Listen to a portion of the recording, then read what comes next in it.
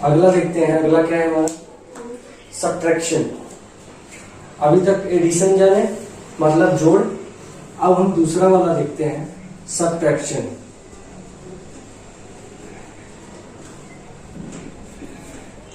Subtraction, subtraction को हिंदी में बोलते हैं घटाना। ठीक है, अब सब्ट्रैक्शन घटाना का जो चिन्ह होता है वो क्या होता है, इसके विपरीत होता है। इसको पढ़ते हैं माइनस,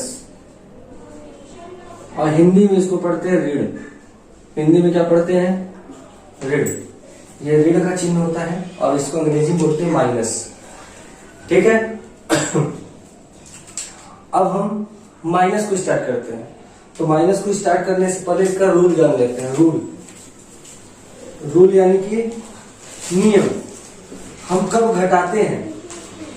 तो जोड़ने का नियम था, जब समान चिन्ह हो, ठीक है, दो या दो से अधिक संख्याएं थी हो, सबका चिन्ह समान हो, तो हम क्या करते हैं, जोड़ते हैं। ठीक है, अगर दोनों का चिन्ह माइनस है तब भी जुटेगा, दोनों का चिन्ह प्लस है तब भी जुटेगा। लेकिन घटाने का नियम क्या होता है, कब हम घटाएंगे। तो घटाने का नियम होता है विपरीत चिन्ह। कौन सा चिन्ह, विपरीत चिन्ह। आपस में घटते हैं,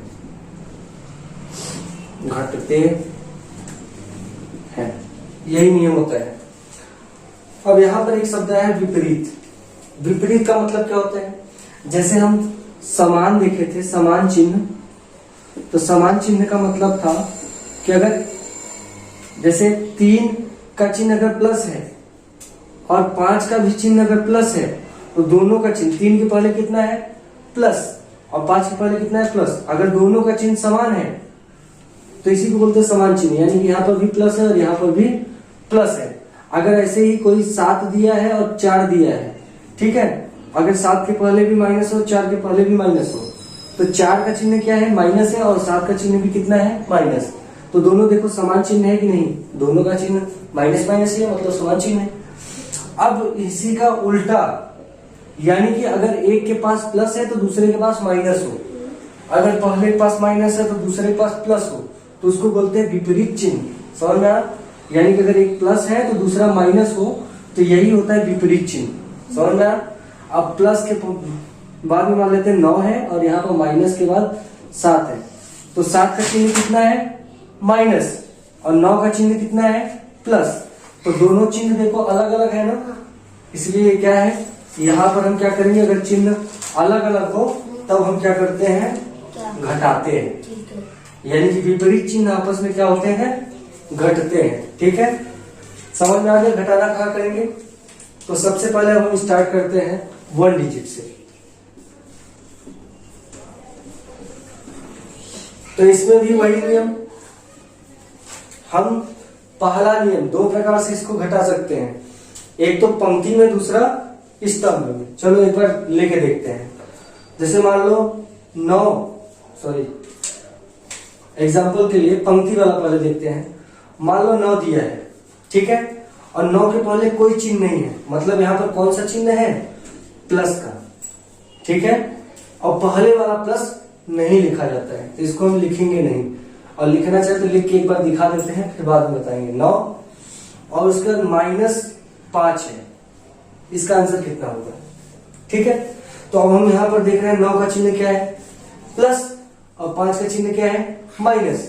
अब एक प्लस एक माइनस विपरीत चिन्ह होगा। अगर दोनों प्लस होता है या दोनों माइनस होता तो जोड़ते हैं, लेकिन यहाँ पर एक प्लस है दूसरा माइनस है, तो क्या करेंगे, घटाएंगे। और घटाने के लिए नियम होता है, बड़े वाले में से हमेशा छोटा वाला घटाया जाता है। तो यहाँ पर 9 कितना है, 9 बड़ा है, 9 प्लस में है, मतलब ये बड़ा है, इसमें से 5 घटाएंगे। तो पहले हम 9 लाइन खींच लेते हैं, 1 2 3 4 5 6 7 8 9 हो गया, 9 हो गया ना। अब घटाना है, घटाना मतलब इस लाइन को काटना है। कितना लाइन, 5 लाइन। ठीक है, तो यहाँ पर काटते हैं, पहला लाइन, दूसरा, तीसरा, चौथा, 5वां, काट दिए। अब कितना बचा, 1 2 3 4, जितना बचा वही हमारा क्या हो गया, आंसर 4 आया। लेकिन जो भी यहाँ पर आएगा उसका चिन्ह होता है। ठीक है, इसका देखो बड़ा कौन सा था, 9 बड़ा था 5, 9 बड़ा था तो 9 का जो चिन्ह रहेगा वही यहाँ पर आएगा, तो यहाँ पर कितना था प्लस। समझ में आया। अब एक चीज ध्यान रखना, कभी भी किसी भी संख्या के पहले, ठीक है, प्लस शुरुआत में नहीं लगाया जाता है, तो इसको हम नहीं लगाएंगे। और कोई संख्या हल करने पर जो आता है अगर अकेले है तो उसका भी अगर प्लस में आ रहा है मतलब उसमें प्लस नहीं लिखा जाता है। ये मैथ का नियम होता है। समझ में आया। ये पंक्ति वाला था। अब स्तंभ वाला कैसे करेंगे, 9 को ऊपर रखेंगे, 5 को नीचे रखेंगे, यहाँ पर माइनस करेंगे। ठीक है, यानी कि 9 में से 5 घटाना है, तो यही नियम लगाएंगे। 9 लाइन खींचेंगे, 5 लाइन काट देंगे, जितना बचेगा वो नीचे आएगा। ठीक है, और जो बड़ा रहेगा उसका चिन्ह, यानी कि ये हो जाएगा आंसर। तो समझ में आ गया। एक डिजिट वाला समझ में आ गया नहीं, कोई दिक्कत। अब चलो दूसरे डिजिट का देखते हैं। ठीक, अब हम क्या करते हैं, दूसरे डिजिट का देखते हैं। 2 डिजिट यानी कि 2 अंक। अब हम 2 अंक का कैसे घटाना करते हैं वो देखते हैं। तो 2 अंक का घटाना कैसे करते हैं, देखो 2 अंक का करने के लिए, अभी देखो 2 अंक का करने के लिए क्या करेंगे, 2 अंक ले लेंगे। मान लेते हैं हम 95 ले लिए, इसमें में से माइनस करना है कितना, 24। तो इस प्रकार से हमको करना है। तो इस प्रकार का हल करने के लिए क्या करते हैं, जो हम हमेशा हल इस दिशा में करते हैं। समझ में आ रहा नहीं, तो पहले ये है बाद में ये है, तो हम उधर से देखेंगे। देखो पहले ये था 5, इसमें में से हम कितना घटाएंगे, 4। पहले वाले में से पहला घटाते हैं, दूसरे वाले में से दूसरा, अगर हम पंक्ति वाला करते हैं तब। ठीक है, तो यहां से देखते हैं 5 में से 4 गया, मतलब 5 लाइन पहले खींच लो, 1 2 3 4 5। ठीक है, अब इसमें से कितना घटाना है, 4, यानी कि 4 लाइन काट दो, 1 2 3 4, तो बचा कितना, तो 1 को पहले लिख लेंगे।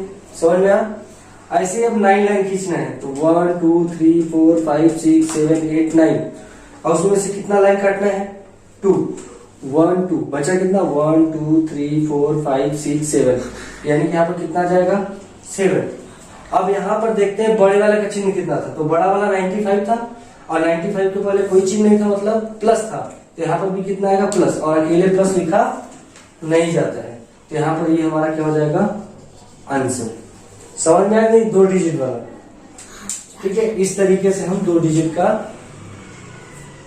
सब्ट्रैक्शन करेंगे, घटाना करेंगे। ठीक है, अब देखते हैं 3 डिजिट का।